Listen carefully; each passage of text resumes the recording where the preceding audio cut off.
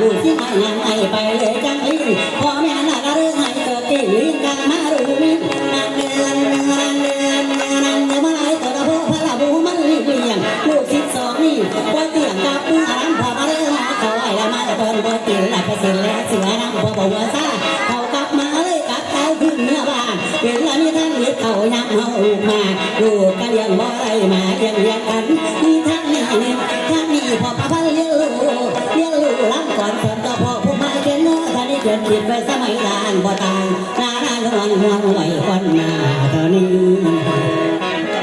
มาสวดในหางเชียงเลยพี่น้อง